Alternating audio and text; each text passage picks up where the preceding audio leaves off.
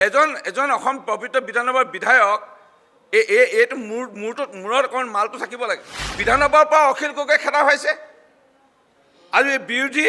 যিটো ঐক্য মঞ্চ তাৰ পৰাও তেওঁ এক প্ৰকাৰে খেদা খাইছে। অহাবাৰ শিৱসাগৰ সমষ্টিৰ পৰাও খেদা খাব। অৰ্থাৎ ক'ৰবাত অখিল গগৈ মূৰত ধৰিছে যেন লাগিছে। ৰাজনীতিৰ নিচা হওক বা কিবা ডাঙৰ আৰু ডাঙৰ নেতা হোৱা কিবা সপোন এয়া চাগে মূৰত ধৰিছে যেন লাগিছে। আৰু তেওঁ য'তেই আছে য'তেই থাকিব সদায় মহাকণ্ডলৈ লগাব। শেহতীয়াকৈ বিৰোধীৰ যিটো বৈঠক হৈছিল তাতো মহাকণ্ড লগোৱা মানুহজন অখিল গগৈ। ৰাজনীতি কৰিলে বুলি এনে ফটোৱা কথা কোনোবাই যে ক'ব পাৰে এইটো এটা হাস্যকৰ বিষয় হৈ পৰিছে। আৰু এই ফটোৱা কথা কেইদিনমানৰ আগত অখিল গগৈ যি মন্তব্য আগবঢ়ালে যে ৬,০০০ ওচৰা-ওচৰি ছাত্ৰী ঝুমুৰ বিননিৰ মেট্ৰিক পৰীক্ষা দিবলৈ তেওঁলোকে নগৈ ঝুমুৰ বিননিৰ যোগদান কৰিলে বুলি, এইটো এটা ইমান ফটোৱা কথা ক'লে। অৰ্থাৎ ক'ৰবাত অখিল গগৈ মূৰত ধৰিছে যেন লাগিছে। ৰাজনীতিৰ নিচা হওক বা কিবা ডাঙৰ আৰু ডাঙৰ নেতা হোৱা কিবা সপোন এয়া চাগে মূৰত ধৰিছে যেন লাগিছে। আৰু সেইকাৰণে আবোল তাবোল বলকিব আৰম্ভ কৰিছে। আৰু তেওঁৰ য'তে থাকে, মই আগতো কৈছিলোঁ আজিও কৈছোঁ, তাতে সদায় গৃহকণ্ডল হওক আৰু মহাকণ্ডল হওক সদায় লগাই আহিছিল। আৰু তেওঁ য'তেই আছে য'তেই থাকিব সদায় মহাকণ্ডলৈ লগাব।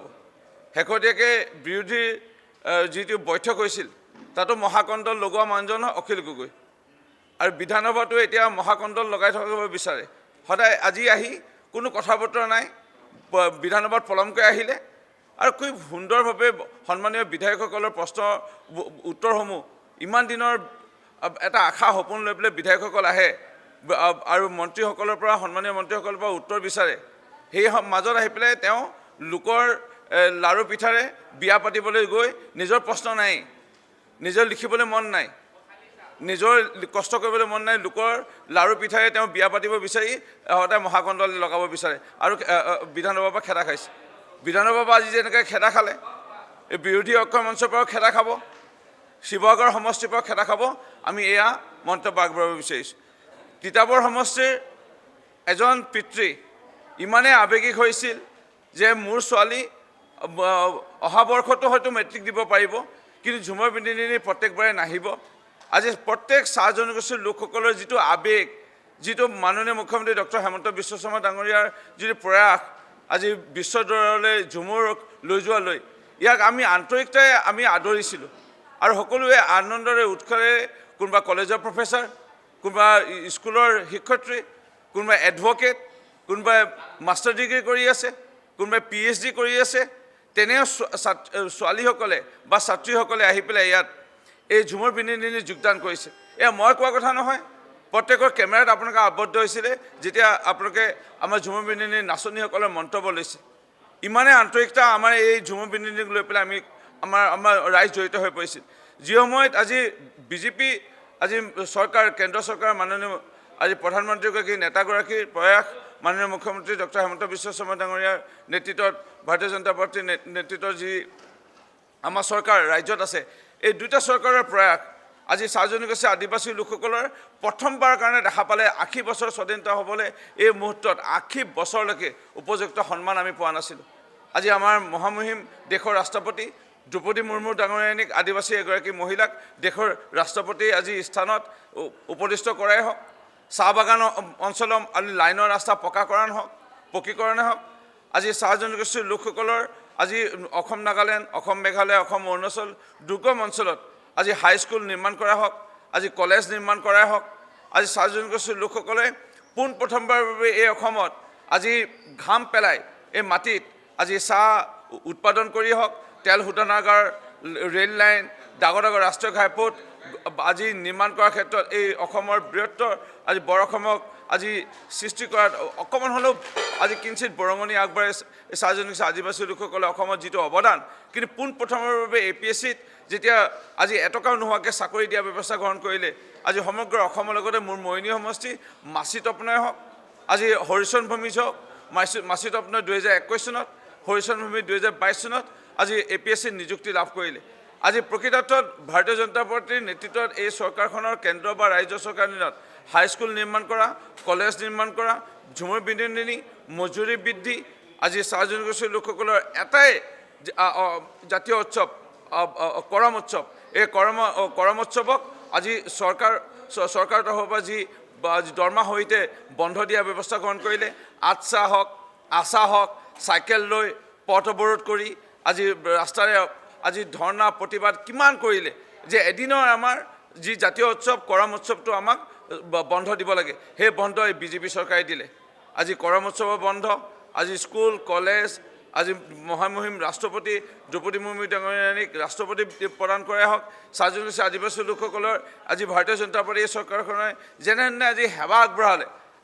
আজি ৰাইজ আজি বিজেপি দলৰ চৰকাৰৰ প্ৰতি আকৃষ্ট হোৱা এই দেখা পায় আজি মই আকৌ কৈছোঁ এই মহাকণ্ডল লগোৱা এই অখিল গগৈ এই আবুল তাবুল বলকাল লৈ আমি ধিক্কাৰ দিছোঁ আৰু মোৰ বিশ্বাস ভৱিষ্যতৰ দিনা চাহ জনগোষ্ঠীৰ লোকসকলক এই মন্তব্যই তেওঁ অপমান কৰাই নহওক চাহ জনগোষ্ঠী আদিবাসী লোকসকলক অপদস্থ কৰিছে কোনো চাহ বাগান আৰু আদিবাসী অঞ্চলত এই অখিল গগৈ নামৰ এই প্ৰাণীজনক সোমাব দিব নালাগে এই একেবাৰে বৰ্জন কৰিব লাগে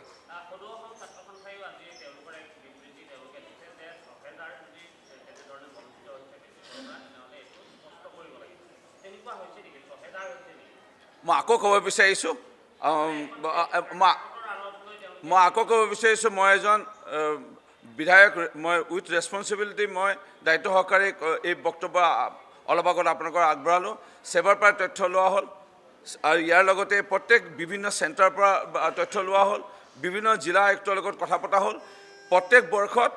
400 বা 500 ছাত্ৰ বা ছাত্ৰী বিভিন্ন কাৰণবশতঃ অসুখৰ কাৰণতে হওক বা বিভিন্ন ৰোগৰ কাৰণতে হওক বা বিভিন্ন কাৰণত তেওঁলোকে পৰীক্ষা দিবলৈ নাহে 400 বা 500 আৰু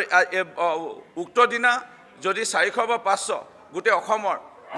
সৰ্বমুঠ গোটেই অসমৰ 400 বা 500 ওচৰচে ছাত্ৰ ছাত্ৰী অহা নাই তে 6000 সংখ্যাটো ক'ত পালে এইটো গোটেই অসমৰ তাকো চাহ জনগোষ্ঠী নহয় ইয়াৰ বিভিন্ন জাতি জনগোষ্ঠী যি আছে গোটেই অসমৰ আৰু তেনেস্থলত এই 6000 যিটো এইটোতো মই আকৌ কৈছোঁ নহয় এটা ফাল্টু ফটুৱা কথা এটা এজন অসম পবিত্ৰ বিধানসভাৰ বিধায়ক এইটো মূৰত অকণ মালটো থাকিব লাগে 6000 ছাত্ৰী ইয়াত আহিব আৰু দেউতাক মাকে পৰীক্ষা দিবলৈ নিদি ইয়াত পঠিয়াব তিতাবৰৰ এজন পিতৃ তেওঁ আবেগৰ অতি হৈ পেলাই তেওঁ পঠিয়াইছে তেওঁ দায়িত্ব ছাত্ৰীগৰাকীও পিতৃৰ লগত কথা পাতিছে আৰু পৰিয়ালটোক কৈছে যে অহাবাৰ আমি দিমেই ভালধৰণে পাছ কৰিমেই ফাৰ্ষ্ট ডিভিজন পাছ কৰিম লেটাৰ লৈ পাছ কৰিম সেই ছিকিউৰিটিৰ ভিত্তিত সেই দুগৰাকী নাচনী বা ছাত্ৰীক দেউতাকে অনুমতি দিছে আৰু নিজেও লৈ আহিছে নিজেও ঢোল বজাইছে আৰু এইটো এটা আবেগ বিজেপি চৰকাৰৰ প্ৰতি যিটো আজি ৰাইজৰ দেখা পাইছে এইটো লৈ পেলাই মই কৈছোঁ নহয় মহাকণ্ডল বিধানসভাৰ পৰা অখিল গগৈ খেদা হৈছে আৰু এই বিৰোধী যিটো ঐক্যমঞ্চ তাৰ পৰাও তেওঁ এক প্ৰকাৰে খেদা খাইছে অহাবাৰ শিৱসাগৰ সমষ্টিৰ পৰাও খেদা খাব